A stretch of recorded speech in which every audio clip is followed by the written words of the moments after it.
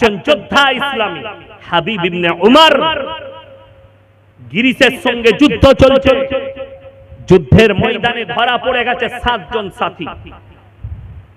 হযরতে হাবিব ইবনে উমরের সঙ্গে 7 জন সাথী ধরা পড়ে গেছে, রোমের সঙ্গে যুদ্ধ।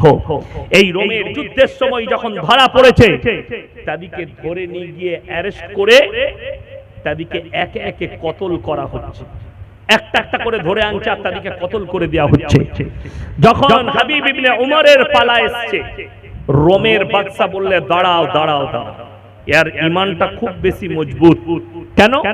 এই হাবিব ইবনে উমর এই 6 জন সাথীকে বলল যে তোমরা চিন্তা করো না, তোমরা ইসলামের জন্য শহীদ হচ্ছ, আল্লাহ তোমাদেরকে জান্নাত দেবে। তাহলে একে যদি তোমরা কতল করো, এ তো জান্নাত পেয়ে যাবে। বলে কি করতে হবে? বলে আমার কাছে বেচে দাও, প্রথমে আমি আর ঈমানকে ধ্বংস করব, তারপরে আমি একে কতল করব। হাবিব ইবনে উমরকে কিনে নিল রোমের বাদশা, তার রাজশাহীতে নিয়ে গিয়ে রাখা হলো। সর্বপ্রথম কি করলো শুনেলেন?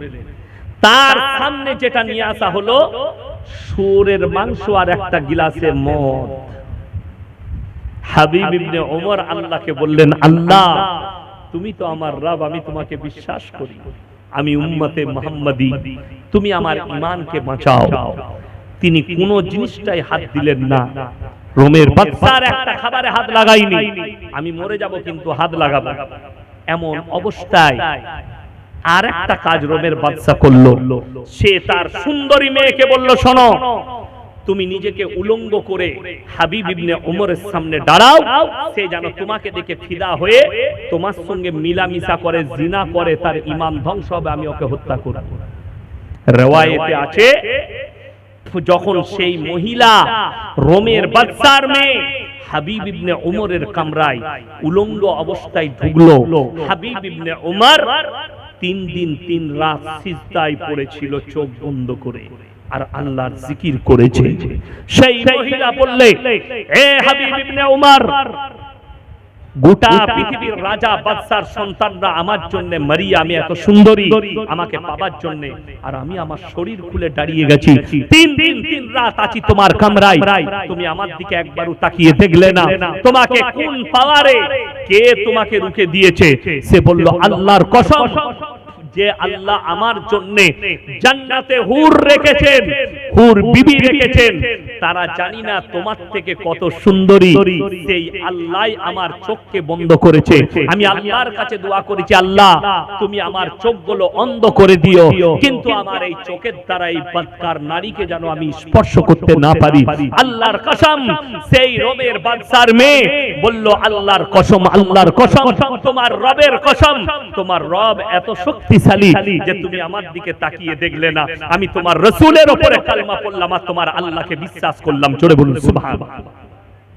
এবং আমি ওয়াদা করলাম, আমি রাতের অন্ধকারে লুকিয়ে আমি তোমাকে বন্দি থেকে ছাড়িয়ে তোমার দেশে পাঠিয়ে দেবো। জোরে বলুন সুবহানাল্লাহ।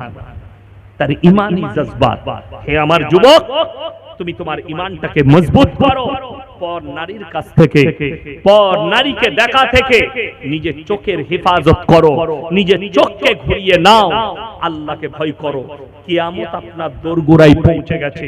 আমি আর পরে লাস্টে বলবো, আপনার জিন্দেগিতে আপনি যতদিন বেঁচে আছেন, দুনিয়াতে বেঁচে থাকতে 3টে সাদকা আপনি করে যান। কটা বললাম? 3টে সাদকা, মারাত্মক সাদকা। 1 নম্বর হচ্ছে নেক সন্তান তৈরি করে যান। নেক সন্তান, আপনি মরে যাওয়ার পরে সে যেন আপনার কবর জিয়ারত করতে পারে। আমি মারা গেছি, আমার সন্তান আমার কবর জিয়ারত করছে। আমি মারা গেছি, আমার সন্তান আমার জন্য দান খয়রাত করছে। আমি মারা গেছি, আমার সন্তান যেন আমার জানাজার নামাজটা পড়তে পারে। আজকে দুঃখ লাগে, বাপ মারা যায়, বাপের কবরের জিয়ারতের জন্য মৌলবি হায়ার করতে হয়, মসজিদের দরজায় দাঁড়িয়ে থাকে, হুজুর ফজরের পরে আমার বাপের কবরটা একটু জিয়ারত করে দিবেন। কেন? সে জিয়ারত করতে জানে না। এর থেকে দুর্ভাগ্যবান বাপ আর কে আছে? যে একটা নেক সন্তান রেখে গেল না, যে 5 ওয়াক্তের নামাজে বাপের জন্য দোয়া করবে, আল্লাহ আমার বাপ চলে গেছে, হাদিসে আছে কোন নেক সন্তান সে যদি তার বাপের জন্য হাত তুলে তার চোখের পানিটা গালে গড়ানোর আগে আমি আল্লাহ তার সব গুনাহকে ক্ষমা করে দেব। যদি বলুন সুবহানাল্লাহ, আলহামদুলিল্লাহ। ওই জন্য আমার বন্ধুগণ, আমার ভাই, আপনাদেরকে অনুরোধ করছি, 1 নম্বর নেক সন্তান, 2 নম্বর নিজের জিন্দেগিতে ভালো কাজ করে যান।